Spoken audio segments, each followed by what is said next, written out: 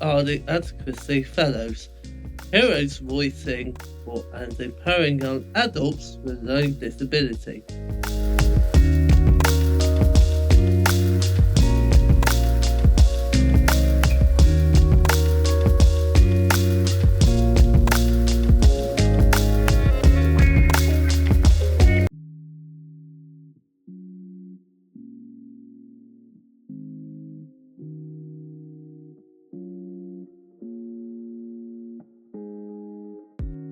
Hello and welcome to our latest podcast this week is Learning Disability Week, where we show people what it is like to have a learning disability. So this year the theme is Do You See Me? And it's about celebrating what people with learning disabilities bring to society. There are 1.6 million people in the UK with a learning disability. Having a learning disability does not mean that people can't live happy, fulfilling or successful lives. We are working with Mythbusters today to show how fulfilling and successful our lives are. Let's see what our adversary fellows think. Have you felt ignored or misunderstood? Yes, I have actually. I was in breed school when I was little and they couldn't understand me anything. And I basically ran off with a teacher.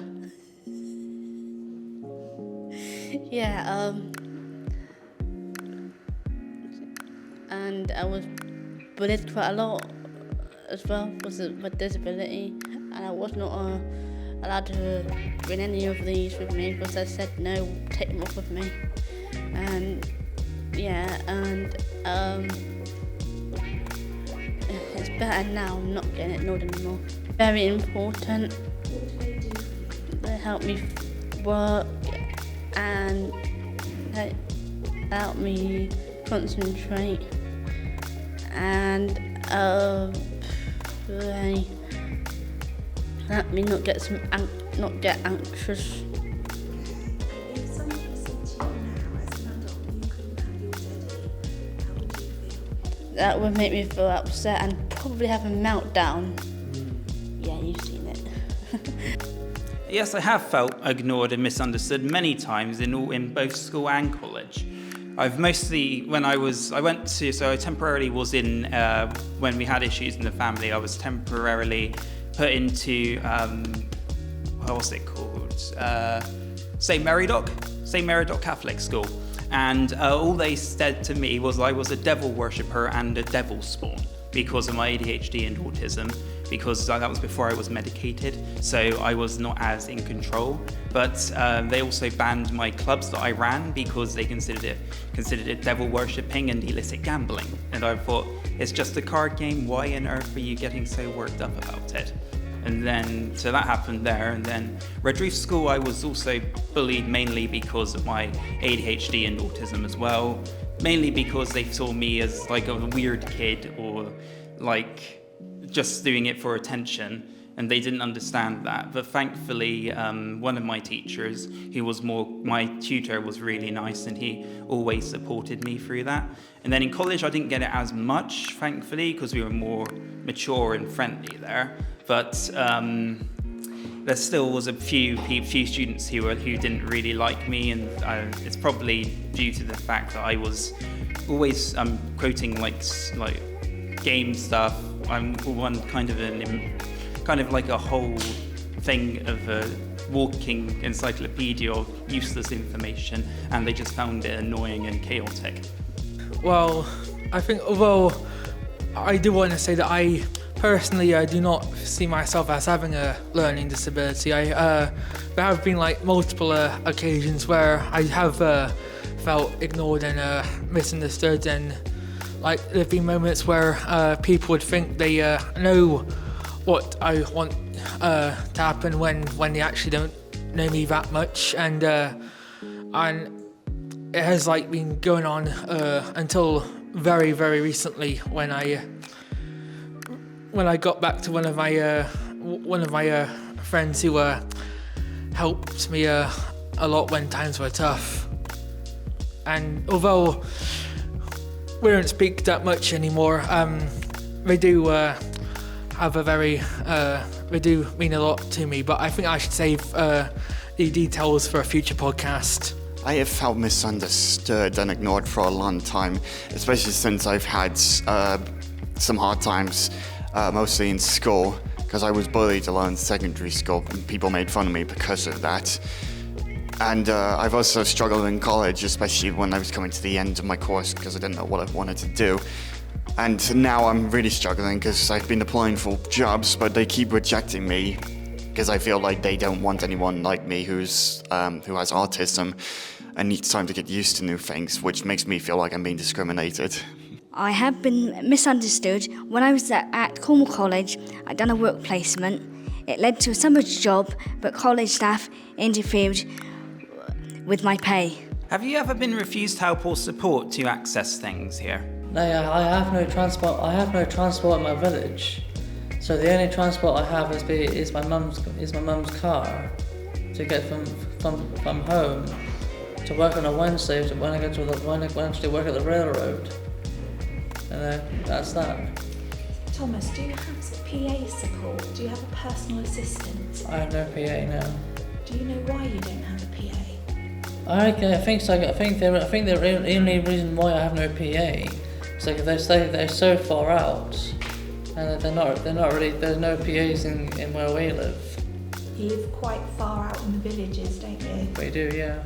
Yeah, so I can answer this question. I've had a few issues with support due to the company that I was with, Allied Healthcare, went under after issues with tax fraud and other issues, and basically I have been kind of out of support for quite a few years, and I'm hoping to get a PA soon.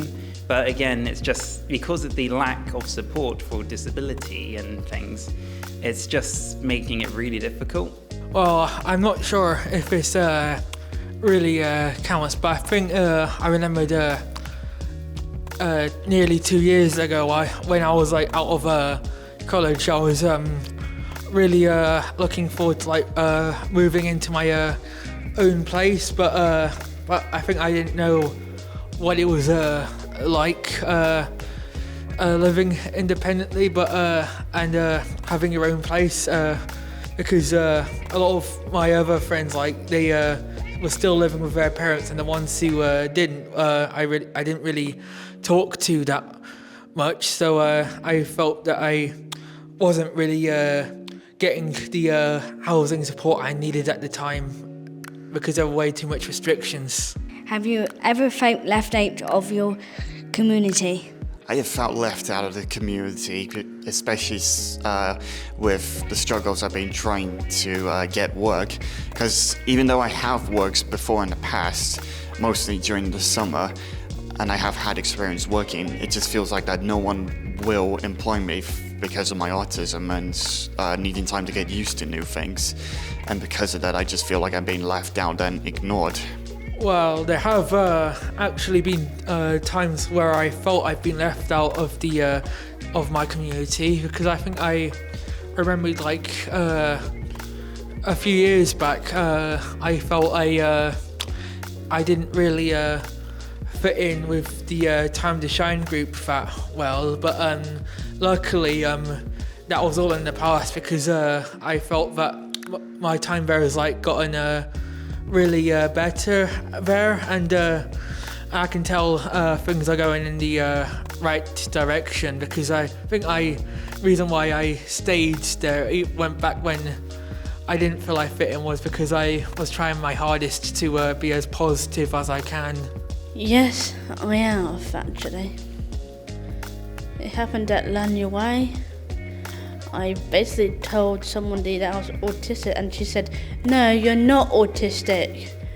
And she's so not very nice, and she didn't believe me at all. So Lanyaway is not a good place to go if you're autistic. They won't believe you, trust me. No, they won't. Tell us about your amazing life and what makes it special and fulfilling. Every Wednesday morning throughout the afternoon, it's like I stay on the platform, And of course, I let passengers on and off the coaches. And of course, like they board the train and unboard the train. And it's a good job, very good job. Where is your job? It's in Bournemouth Station.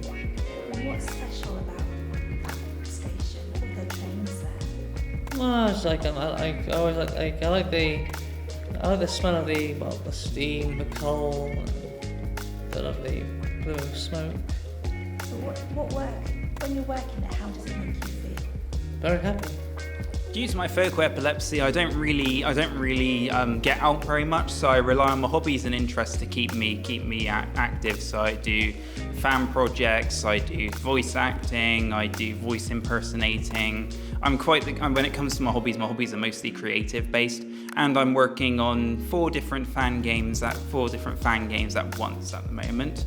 And they're on my game Jolt if anyone would like to have a look at them as well. And basically that kind of keeps me busy to stop me from being bored out of my skin. Well, I do post a lot of pictures of my toys, new ones that I've added. That keeps me busy, and I like to see people's comments about them as well, and sometimes reply, sometimes not, if I'm not tired, because I do get a little bit sleepy. Yeah, I'm busy with that, obviously. And also, toys help me as well during that. So, I've got a special one at home that I like to cuddle up with, I use it as a neck rest. So, and I just post a picture of my dog or my cat, and I have a girlfriend, and she's part of my life, really. Me and her have been everywhere, to Newquay Zoo, to anywhere really, and I have lots of support friends, and they all understand me.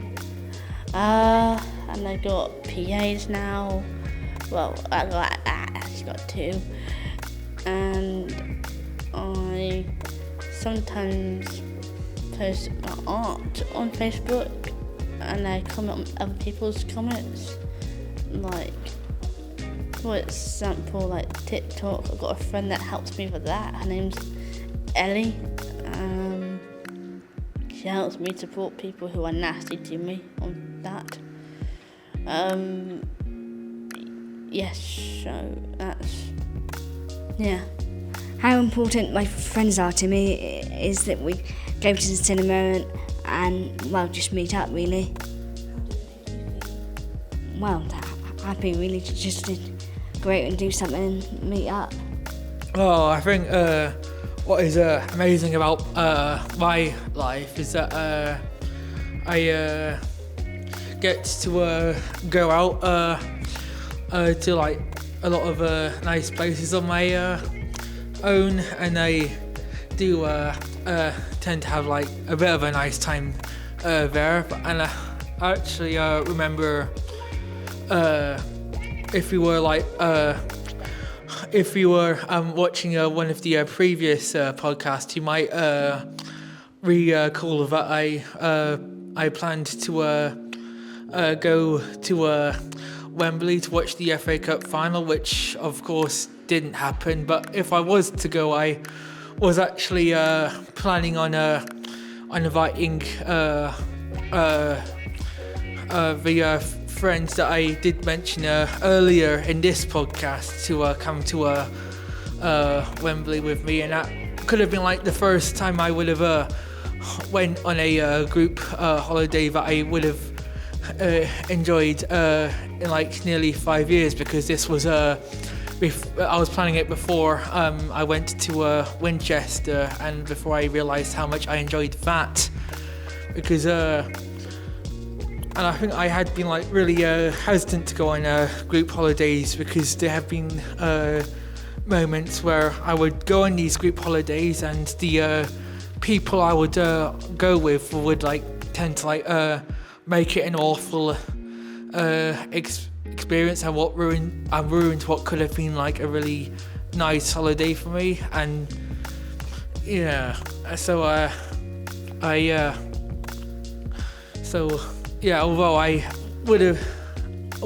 I do like going on my own with these holidays because of like all the bad experiences of going on group holidays, I think I do feel that going as a group can have as many upsides as going on my own. So one of the things that is amazing in my life is I've been to numerous places because I like traveling. I've been abroad to various different countries. The place I've been to the most is America because I've got family out there, and I like going out there and seeing them when I get the chance. And also I've been to various other countries as well, including being on 2 cruises, one of which was in February this year. So I really like doing that, and I hope to go to other countries in the future when I can. Another thing which I really like is the numerous concerts that I've been to, because I like listening to heavy metal music, and I've been to several concerts before, and I am hoping to try and go to more of those concerts when I can. What is your life goal, everyone? My wish is to have a nice display of toys that I've collected from years, and possibly a collection of dolls as well.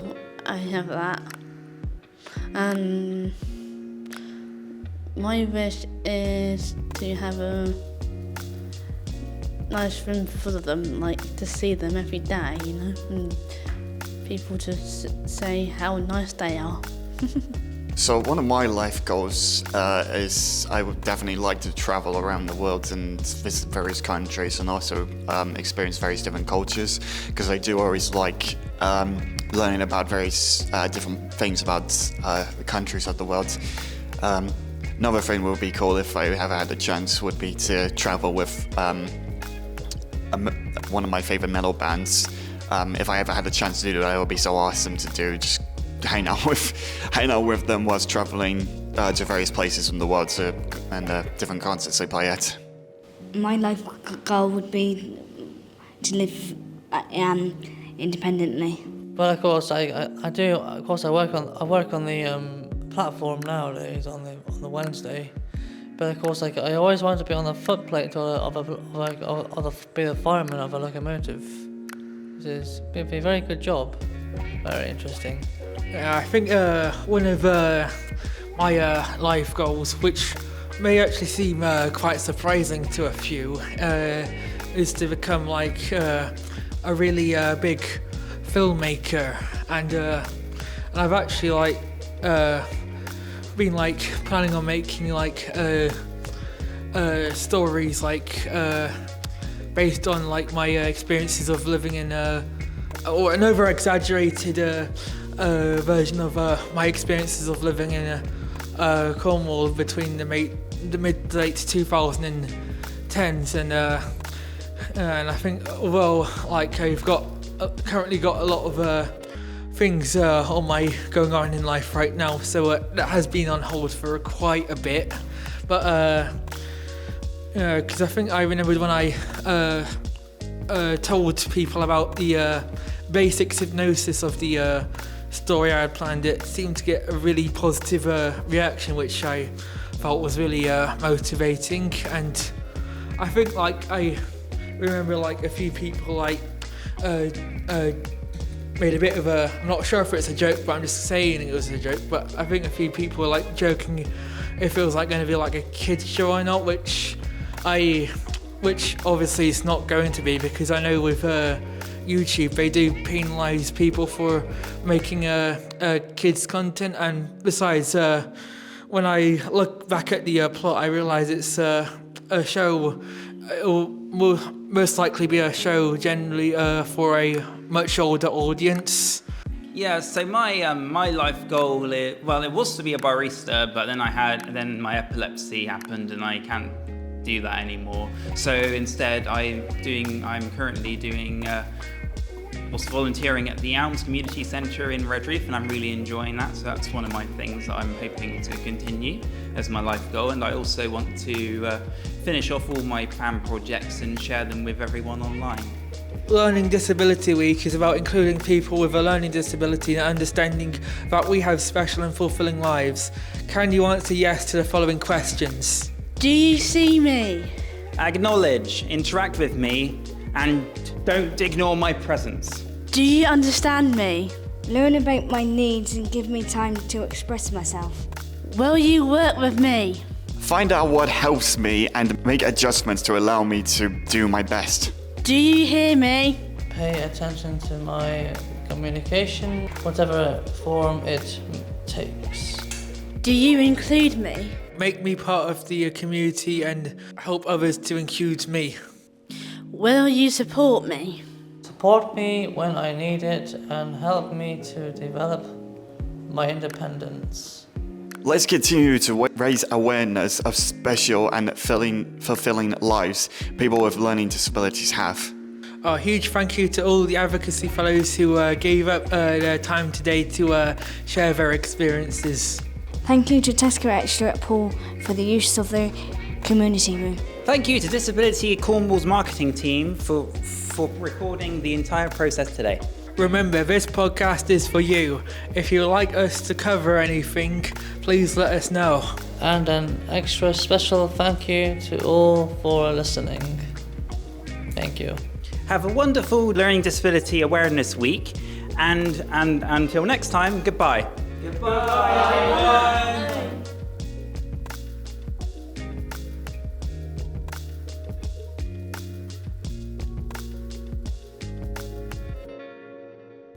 This video was produced by Discover Voices, part of Disability Cornwall and Isles of Scilly. To check out all of our content, simply search Discover Voices on YouTube.